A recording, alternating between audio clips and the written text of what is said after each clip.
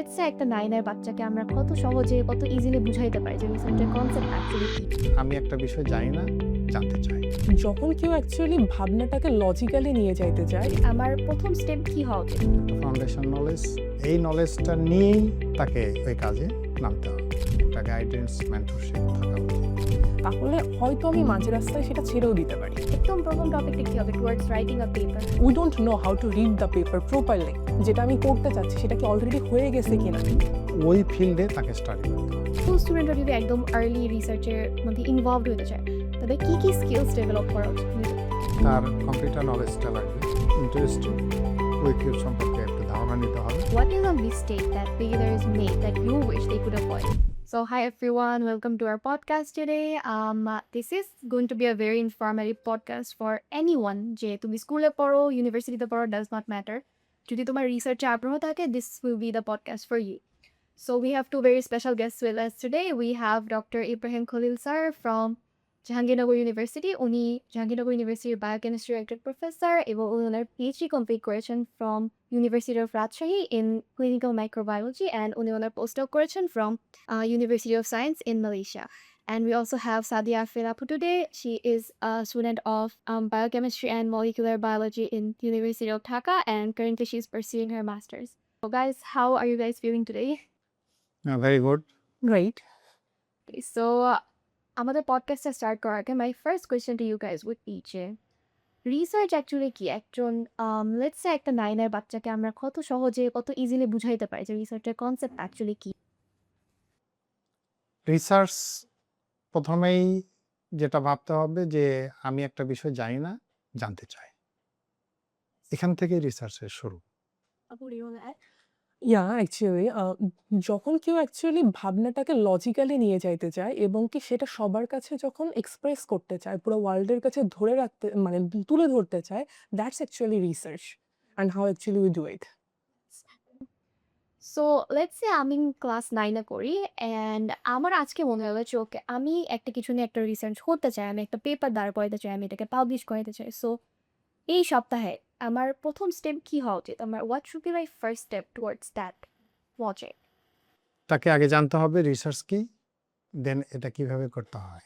That means একটা foundation knowledge, এই নলেজটা নিয়েই তাকে ওই কাজে নামতে হবে এবং অবশ্যই তার সঙ্গে একটা গাইডেন্স, মেন্টরশিপ থাকা উচিত। আর তাহলেই সম্ভব। আমার কাছে যেটা আরেকটু মনে হয় আমি একটা অ্যাড করতে চাই সেটা হলো যে আমি রিসার্চটা কেন করতেছি এই জিনিসটাও জানা দরকার। কারণ রিসার্চটা হলো একটা রিগোরাস প্রসেস। তো এটাতে আমার একটা ধৈর্যের ব্যাপার আছে। তার আগে জিনিসটা হলো যদি সেই জিনিসটা এত ধৈর্যের একটা কাজ সেটা যদি কখনো গাইডেড না হয়, তাহলে হয়তো আমি মাঝ রাস্তায় সেটা ছেড়েও দিতে পারি। তো আমার ফার্স্ট কাজ যেটা হয় সেটা হলো যে আগে রিসার্চটা কি এটা জানা।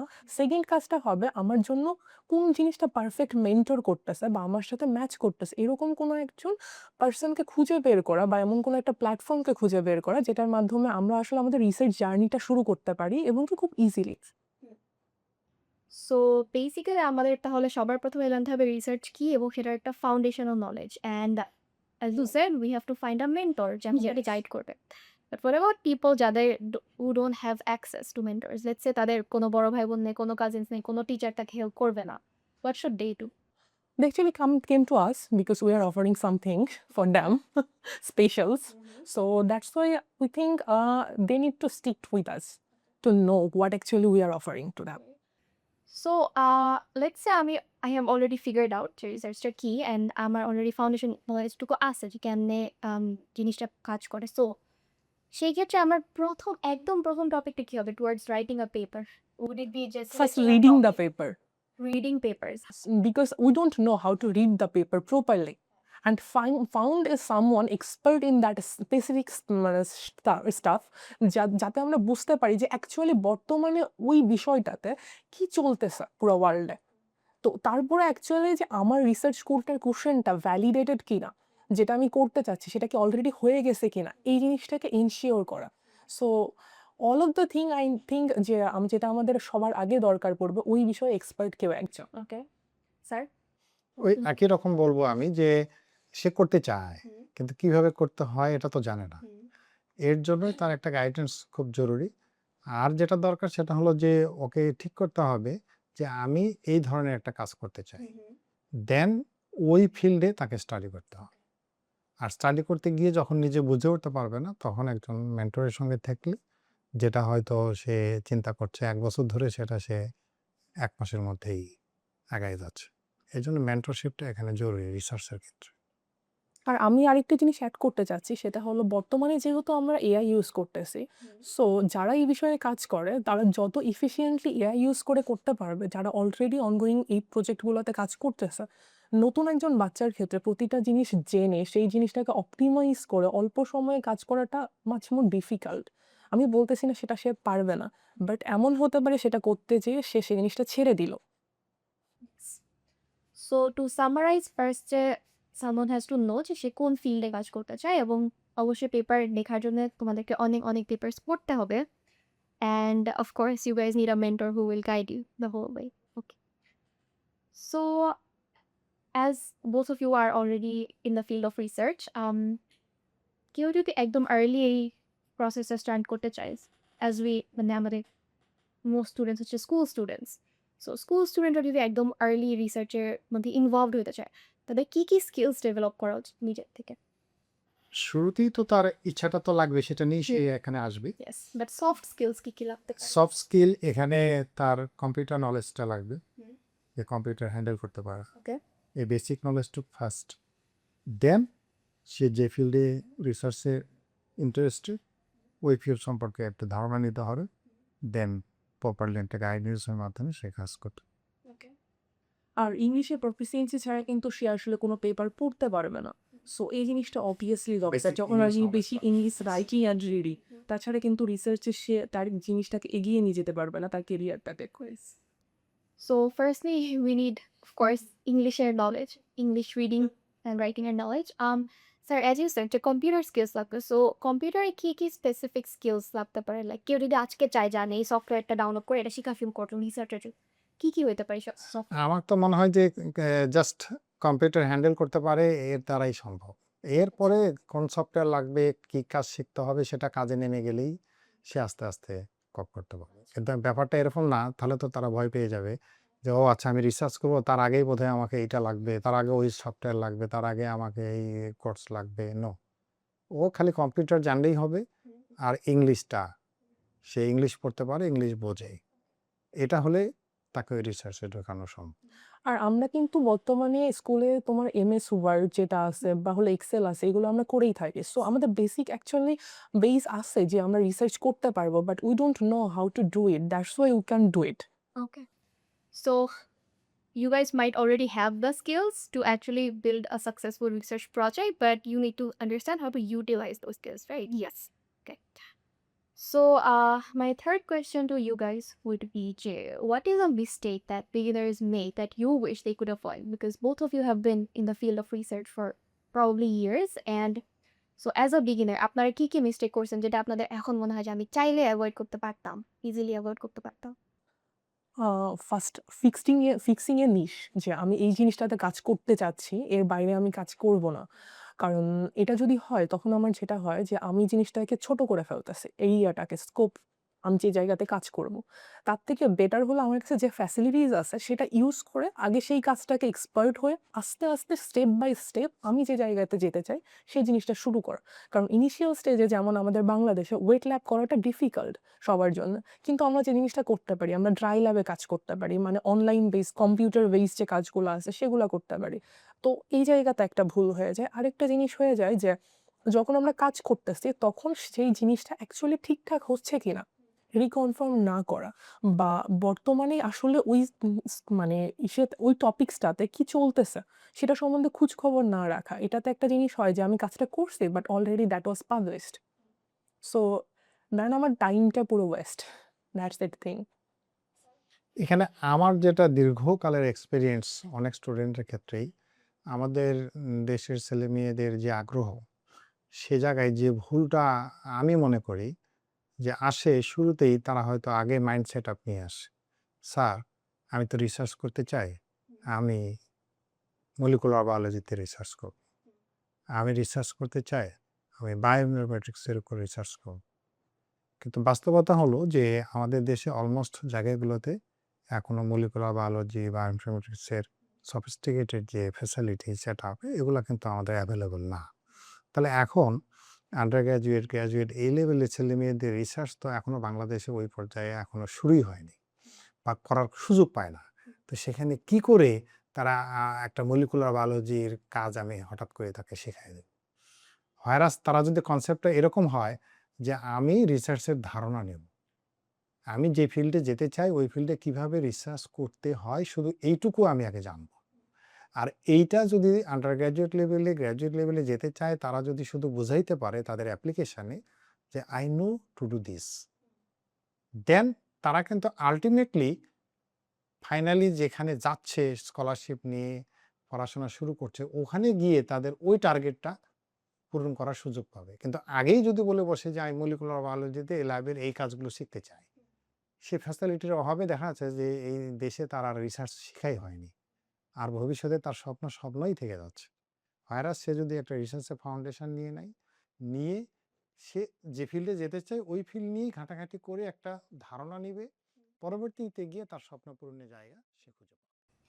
Okay, so to summarize it, basically আমাদের যেসব resources available আছে আমাদের সেগুলা use করে start our route.